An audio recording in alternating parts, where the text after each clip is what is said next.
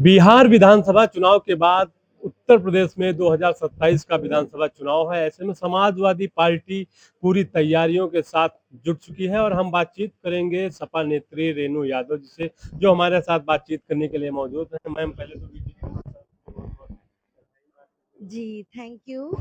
बहुत-बहुत धन्यवाद आपका। आप लोगों ने भी इतना काफ़ी साथ दिया है और मैं 10 साल से समाज सेविका के रूप में कार्यरत हूँ। अब मेरा मन करता है लाइफ़ में बहुत कुछ अचीव कर लिया है, किसी चीज़ की कमी नहीं है और 10 साल से समाज सेविका भी हूँ।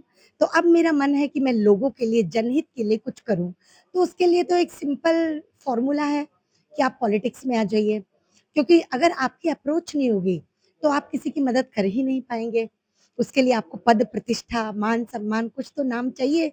तो इसीलिए मेरा मन है कि मैं विश्व विधानसभा से तैयारी करूँ। बस आगे ऊपर वाले की मर्ज़ी, मेरी नीयत साफ़ है। समाजवादी पार्टी प्रदेश में क्योंकि विपक्ष में है, भाजपा सरकार को कैसे देखती हैं आप? कैसे मुकाबला करेंगे उससे? अब नहीं, सब लोग अपनी-अपनी जगह पे कार्यरत हैं ही। भाजपा अपना काम कर रही है, कांग्रेस अपना कर रही है। देखिए, लोग तो बुरे होते नहीं हैं। आज समाजवादी पार्टी भी है तो उसमें भी तो अच्छे लोग हैं। जैसे मैं ही हूँ, मैं भी चाहती हूँ लोगों के लिए सेवा करना, तो इसमें पार्टी-वार्टी कोई खराब नहीं होती है। ये आपके ऊपर डिपेंड करता है कि आप समाज के लिए क्या करना चाहते हैं। आपको स्वच्छ समाज चाहिए, आपको समाज के लिए काम करना है। इसीलिए वो आपकी कोई भी पार्टी हो, आप बस अपना जनहित में अच्छा कार्य करते रहिए। क्योंकि आप समाजवादी पार्टी से आती हैं और बिहार में चुनाव चल रहे हैं, गठबंधन है आपकी पार्टी का। क्या लगता है बिहार में इस बार क्या होने वाला है? क्योंकि वहाँ पे लगातार भाजपा की सरकार रही एनडीए की। रही तो है लेकिन समाजवादी भी अब कम नहीं है। बहुत पावर में है समाजवादी भी और देखिए समय तो सबका बदलता है, कुछ नहीं बोल सकते। क्या लगेगा, जीत मिलेगी या गठबंधन जीतेगा या जी, एनडीए जीतेगा? जी, मुझे लगता है गठबंधन होगा, मुझे ऐसा लगता है।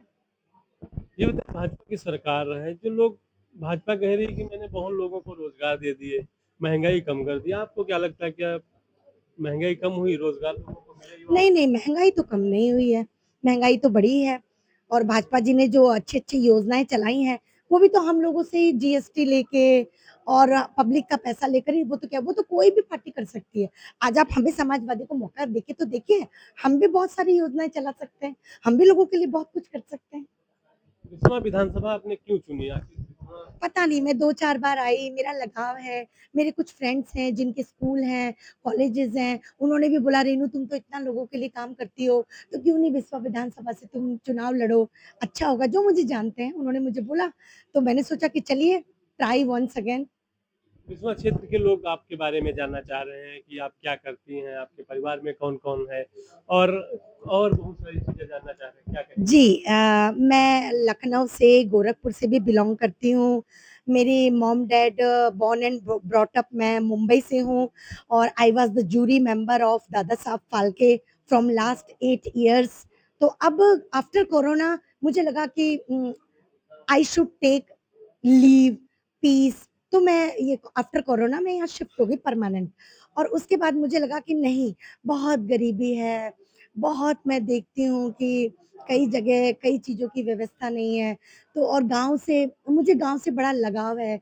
मैं यहाँ नैमिषारण्य भी आई, मुझे बहुत अच्छा लगा।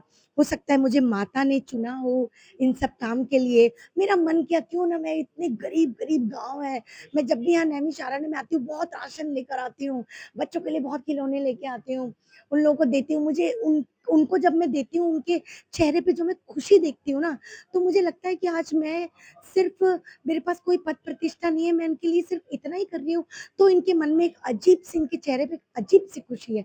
तो अब मेरा मन करता है, क्यों ना मेरे को कोई पद मिल जाए, तो मैं खुलेआम इन लोगों के लिए, गरीबों के लिए, सबके लिए मैं कुछ करूँ। मेरी यही मंशा है। तो ये रेणु यादव हैं, जो एक अपने अंदर मनसा जगाए हुए हैं ज़रूरतमंद लोगों की सेवा करने के लिए, और इनके अपने मुद्दे हैं, उन्हीं मुद्दे को लेकर या चुनाव मैदान में उतरेंगे। फिलहाल देखना होगा कि समाजवादी पार्टी इन्हें टिकट देगी या नहीं, या तो फिलहाल आने वाला आएगा। एक सवाल और है मेरा आपसे रेणु जी, लोग जानना चाह रहे हैं कि जब आप विश्व मैदान में उतर चुके हैं, वहाँ से भाजपा के विधायक हैं निर्मल वर्मा जी, उनके सामने अगर आपको पार्टी टिकट देगी तो कैसे चुनाव लड़ेंगे? नहीं, नहीं, अब सामना तो करना ही है, फेस टू फेस वो उनके लिए भी तो चुनौती है कि कोई अपोजिट में पावरफुल लेडी खड़ी हो रही है।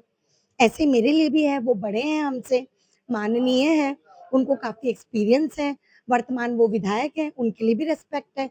ऐसा तो है नहीं कि उन्होंने भी कुछ नहीं किया होगा।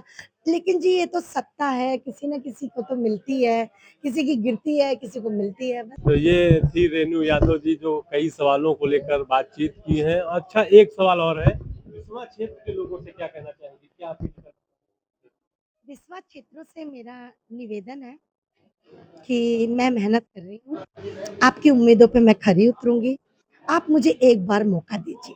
वैसे भी औरत ममता की मूर्ति होती है और मेरे में काफ़ी काबिलियत है।